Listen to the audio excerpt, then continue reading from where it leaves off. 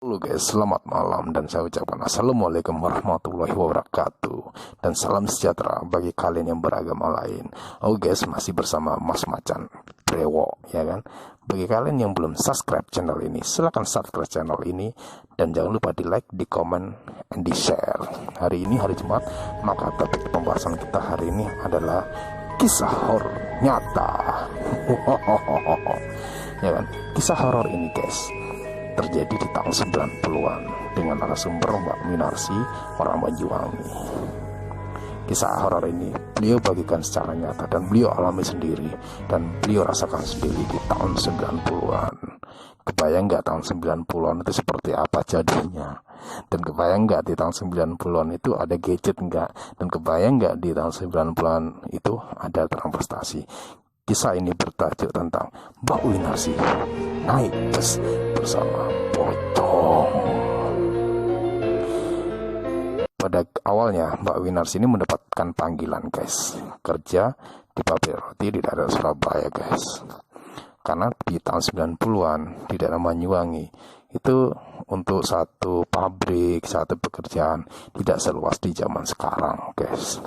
Beliau mencoba melamar satu pekerjaan di Surabaya, ya kan, dari 7 pekerjaan yang beliau lamar itu ada satu pabrik yang memanggil beliau atau ada melakukan interview. Tapi interview ini terjadi pada saat esok harinya mendadak.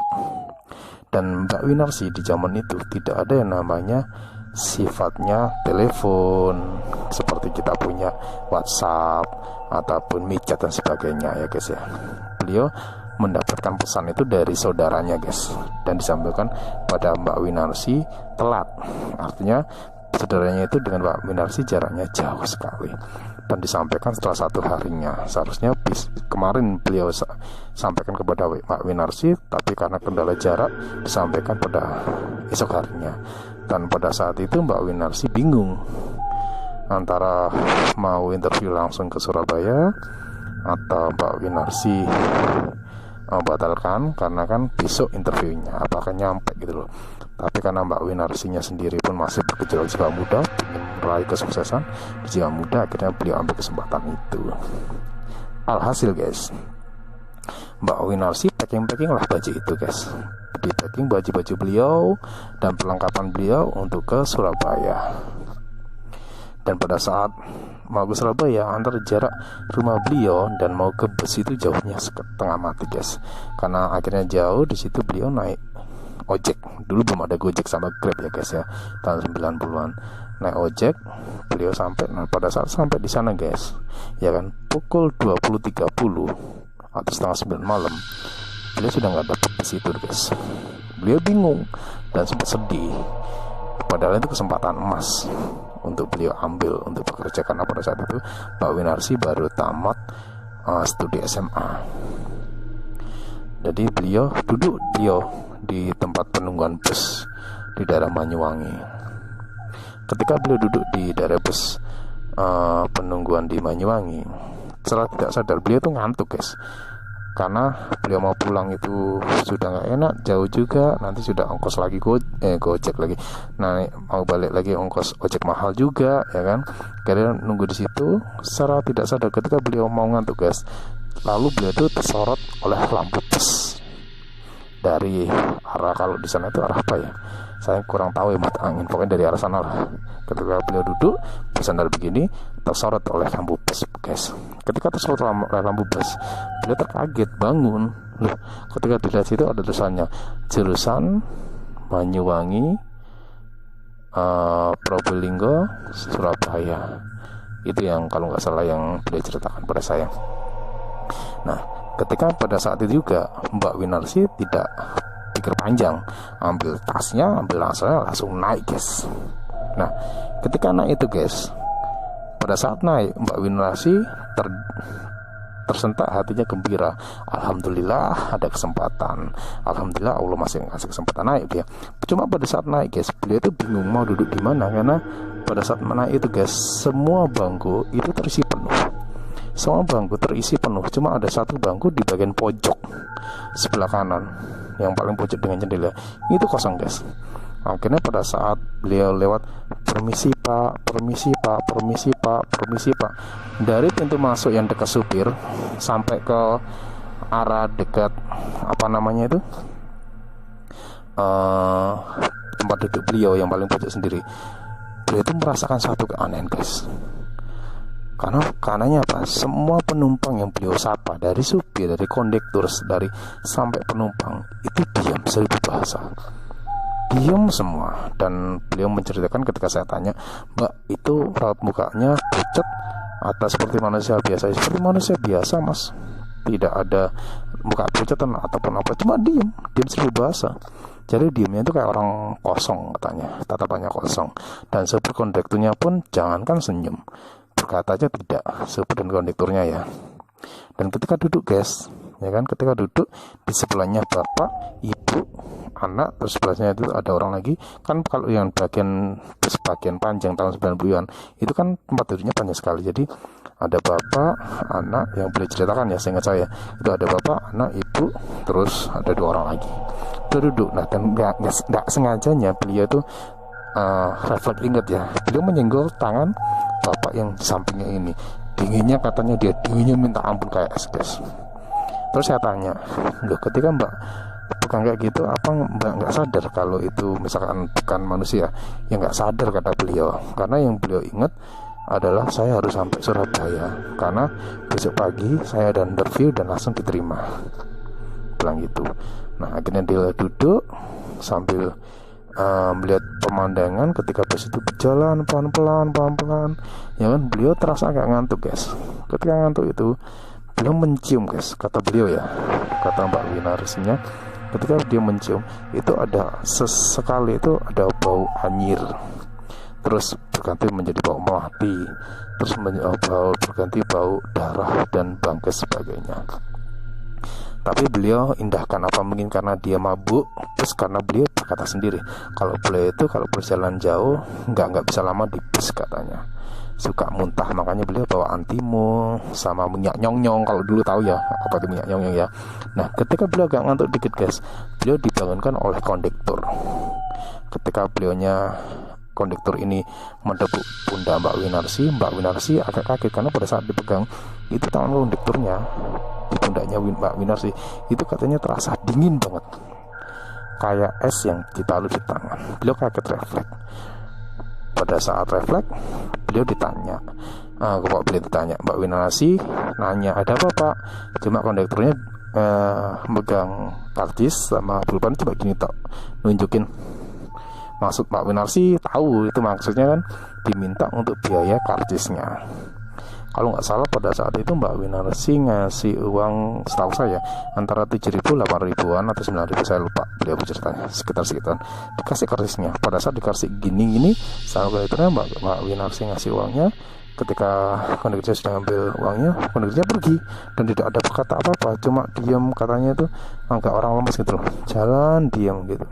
Setelah terima karcisnya itu Mbak Winarsi duduk lagi, dan Mbak Winarsi sempat bingung kenapa dalam satu rangkaian kereta lagi bus ini semua penumpangnya kok pada diem semua, nggak ada ucap, nggak ada kontak fisik ataupun sebagainya, hanya diem aja, nggak ada perkataan apa-apa. Dan selama lanjutnya bus itu Mbak Winarsi ngelihat dia melewati daerah-daerah pemukiman penduduk. Nah dan tidak terasa tiba-tiba Mbak Winarsi itu ngantuk guys.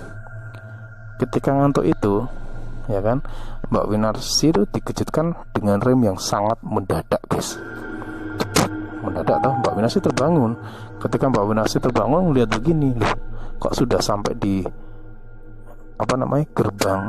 Kalau di Surabaya itu ya ada stasiun terminal bus terbesar namanya Bungerasi. Di depan gerbang kok ada gerbang terminal Bungerasi. Nah pada saat itu Mbak Winarsinya nyadar apakah ini udah nyampe atau gimana. Dalam perjalanan, kalau taksiran saya dari Majong ke Surabaya itu antara 6 jam 7 jaman.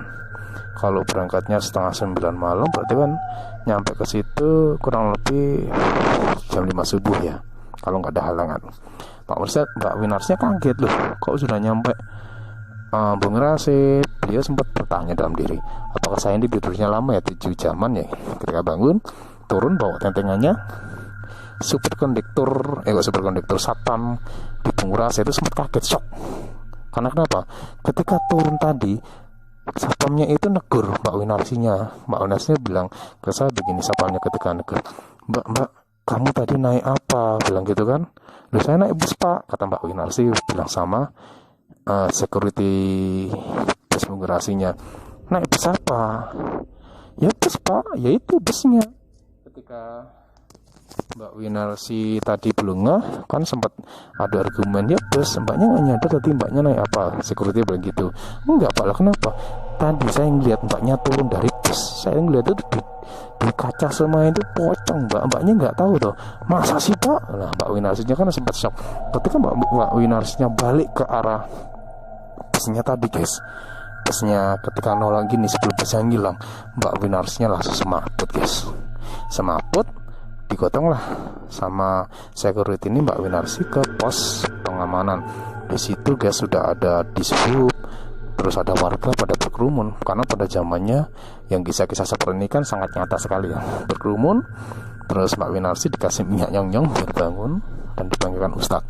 Karena pada saat Mbak Winarsi sendiri cerita sama saya, dia ngomong ketika diintegrasi atau ditanya-tanya sama warga sekitar, sama kepala terminal dan sebagainya, beliau belum bisa ngomong, kayak giguk kaku gitu loh. Mungkin karena shock ya, bisa logis orang shock, akhirnya dia nggak bisa ngomong. Akhirnya dipanggilkan Ustadz, dibacain harmonium tadi itu pakai Al-Fatihah kata beliau, itu 7 kali ya, diminumkan, selang 5 menit dia baru bisa ngomong.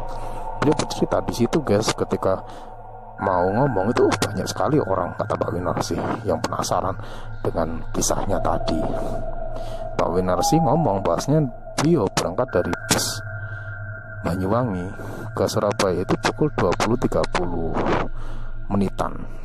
Nah, ketika beliau lihat jam guys, tahu nggak yang terjadi jam berapa?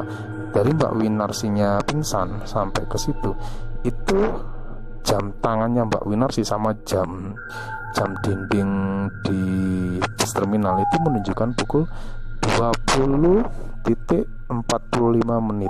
Jadi Mbak Winarsi ini sempat pingsan lama. Jadi kemungkinan besar bisa nyampe ke Surabaya itu hanya 10 menit. Bayangin sekarang guys, Banyuwangi Surabaya yang seharusnya ditempuh 7 menit bisa ditempuh oleh Mbak Winarsi dalam jangka 10 menit. Gimana guys menurutmu guys? Pintu Doraemon aja kalah cepat nih guys. Ya kan? Mana sih Mbak Winarsi shock, kok sekian? Nah, akhirnya Mbak Winarsi bingung, dan Mbak Winarsi cerita sama kondektur bus yang ada yang lagi nonton, security sama orang dishub sama kepala terminalnya kan.